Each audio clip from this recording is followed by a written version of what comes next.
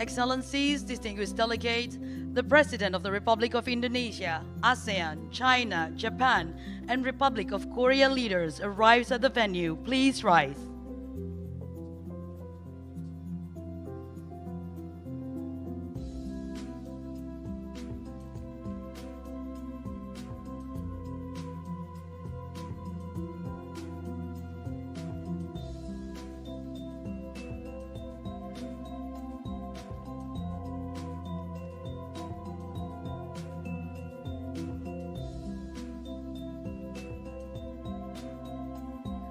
Please be seated.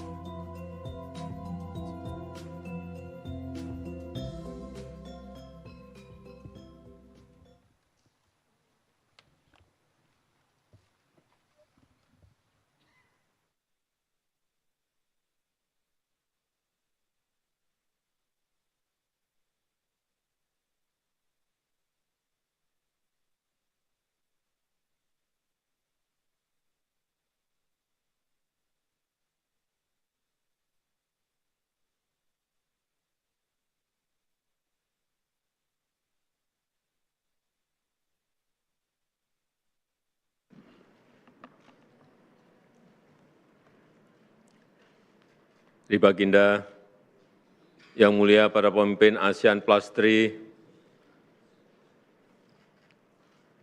selama lebih dari 2 dekade, ASEAN-Plus 3 telah membuahkan banyak hasil dan menjadi motor pertumbuhan di kawasan. Namun, kita tidak boleh cepat berpuas diri, kita harus terus membuka dan menciptakan peluang-peluang kerjasama baru di mana pembangunan ekonomi hijau jadi salah satu prioritas ke depan. ASEAN sangat menghargai dukungan RRT, Jepang, dan Republik Korea untuk pengembangan ekosistem EV baterai dan ASEAN Indo-Pacific Forum. Ini penting bagi kemajuan dan pertumbuhan kawasan. Namun demikian, tujuan tersebut pasti akan terganggu jika perdamaian dan stabilitas di kawasan tidak mampu kita jaga. Oleh karena itu, saya mengajak kita semua untuk memiliki rasa yang sama, memiliki kesadaran yang sama, untuk bersama-sama menjaga perdamaian dan stabilitas di kawasan dengan terus menghormati hukum internasional. Demikian dari saya, dan dengan ini saya nyatakan KTT ke-26 ASEAN-Plus 3 dibuka.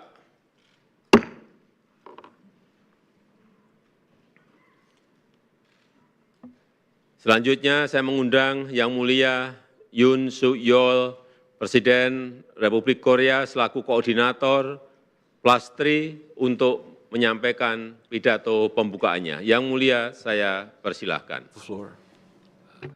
조코위 대통령님. Your Excellency President Joko Widodo of Indonesia, esteemed heads of state and government, it is my great pleasure to join all of you again at this year's summit, at ASEAN-Plus 3 Summit. First and foremost, I would like to thank President Joko Widodo for the excellent arrangements and warm hospitality. This is a special year in the journey of ASEAN-Plus 3. Last year marked a successful close of the 25-year journey since the launch of APT, and this year marks the beginning of a new 5-year cooperation work plan. It, therefore, is a high time to build a new framework for future cooperation. Honorable leaders, ASEAN-Plus 3 is a more evolved partnership mechanism guided by the vision of an East Asian community. And at this juncture, we should inject fresh momentum to bring about a turning point in the ASEAN-Plus 3 if we were to realize this vision. Back in 1997, when East Asia was mired in the financial crisis, the leaders of ASEAN and the 3 countries, namely Korea, Japan, and China, agreed to join hands in solidarity and collective action to overcome this crisis. That's how APT came to its being. Today, the world is faced with a poly-crisis entangled by geopolitical rivalries, climate crisis, and much more.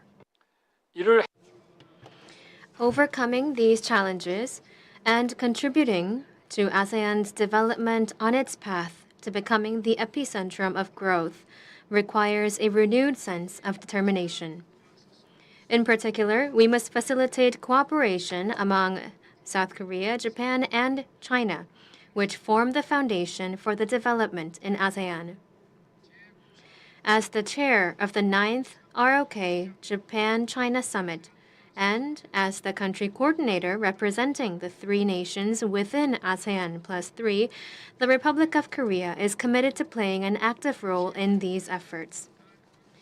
We plan to engage in close communication with Tokyo and Beijing to expedite the resumption of trilateral mechanisms, including the South Korea-Japan-China Summit in the near future. Just as the improvement in South Korea-Japan relations has opened new doors for cooperation among South Korea, the U.S., and Japan, bolstered cooperation between South Korea, Japan, and China can serve as a platform that opens up a new chapter in ASEAN+3 cooperation. If ASEAN+3 comes together in unity, it has the potential to contribute not only to ASEAN's development, but also to the freedom, peace, and prosperity of the Indo-Pacific region and the wider world. I hope that today's gathering can take us one step closer to realizing that vision. Thank you.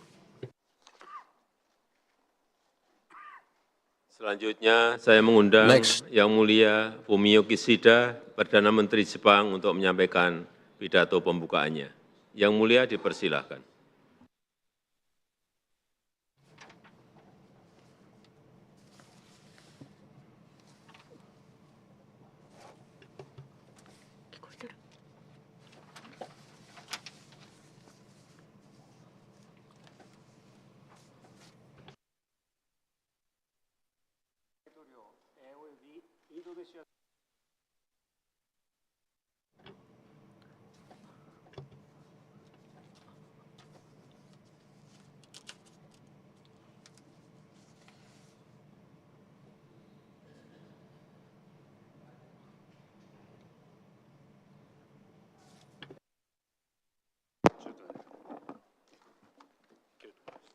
Okay. Sorry. I would like to express my heartfelt appreciation to our host, President Joko Widodo, as well as the government of Indonesia. I would like to also welcome participation of Prime Minister Guzman of Timor-Leste as an observer. The international community is at a turning point for the era. The world is facing multitude and complex crisis of climate change, global health issues, as well as Russian aggression against Ukraine. As we see the structural changes happening in the international community, in order for the Indo-Pacific region to be the epicentrum of the growth, it is indispensable to maintain and strengthen free and open international order based on rule of law. ASEAN+3, starting with coping with the Asian financial crisis in 1997, we have been able to effectively respond to the global crisis of COVID-19 expanding. Japan is committed to the initiatives under the ASEAN+3. We have been actively promoting concrete cooperation in various areas, including finance, food security, as well as health. Firstly, in promoting a regional financial cooperation, Japan has been leading the discussions, including on the swift creation of the Rapid Financing Facility to further strengthen the Chiang-Mai Initiative multilateralization. And secondly, in order to secure food security, Japan has been conducting assistance through the APTAR, or ASEAN+3 Emergency Rice Reserve. And thirdly, in order to support recovery from COVID, Japan has been providing $3.3 billion of emergency financial support loans.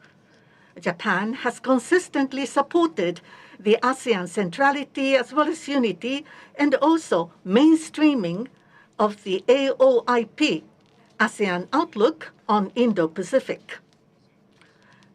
Under the ASEAN-Plus 3 framework, we will further deepen our cooperation with the various countries to push forward the ASEAN initiatives.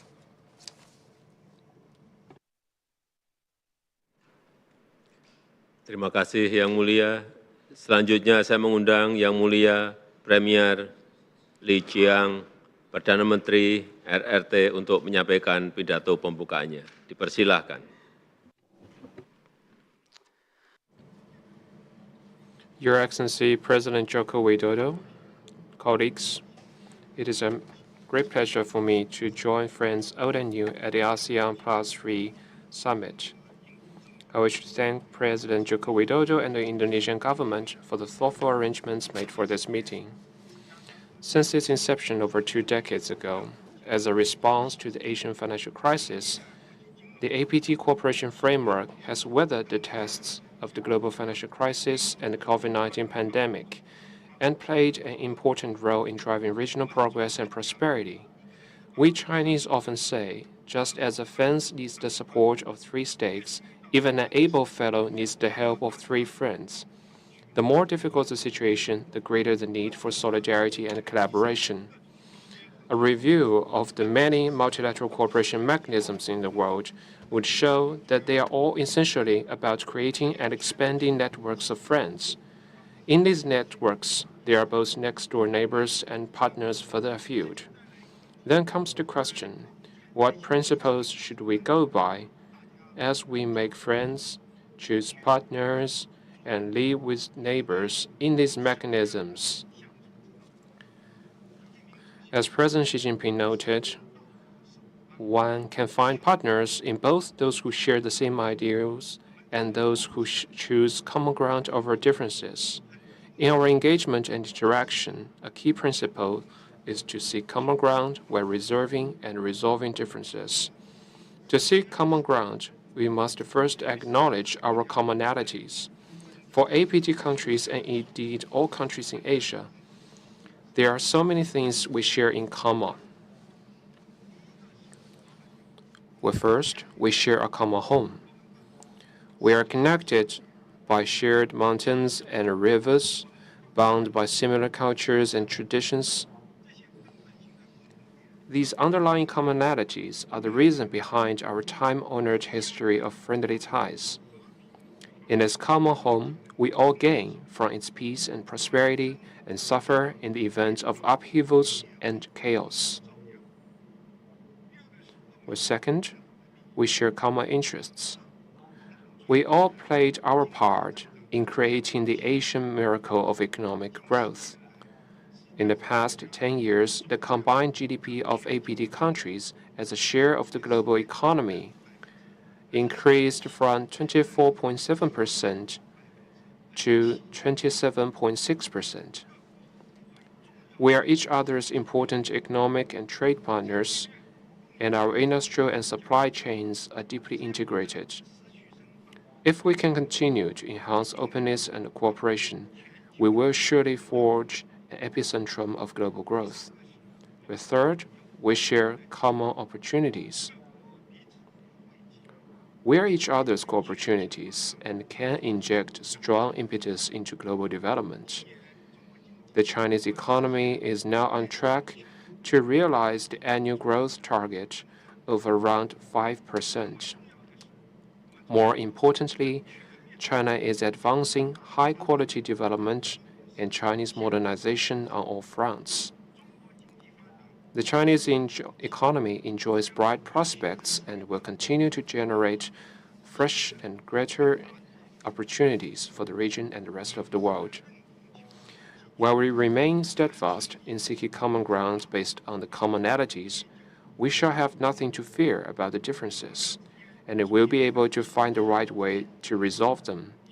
Disagreements and disputes may arise between countries due to misperceptions, diverging interests, or external interferences.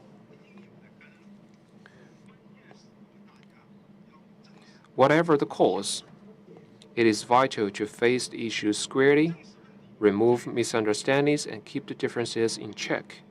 Facing up to the problems is a prerequisite for finding solutions, whereas an ostrich policy would only make things worse. The most effective way to clear up misunderstandings is to strengthen exchanges and increase mutual understanding and trust through sincere communication. To keep differences under control, what is essential now is to oppose picking sides, oppose bloc confrontation, and oppose a new Cold War, and to ensure that disagreements and disputes among countries are properly handled. Our meeting and discussion here are actually a concrete action in seeking common ground and resolving differences. We need to bear in mind the larger interest of peace and development in Asia, approach the commonalities and differences between countries in the right way, and make the foundation of APT cooperation even stronger. We should work in concert to meet various types of risks and challenges, promote development, prosperity, and stability of our region, and build an Asian community with a shared future. That concludes my opening remarks. Thank you. Terima kasih Yang Mulia. Selanjutnya sebelum kita mulai sesi pleno yang akan dilakukan secara tertutup, dengan hormat saya mohon awak media untuk meninggalkan ruang pertemuan. Terima kasih.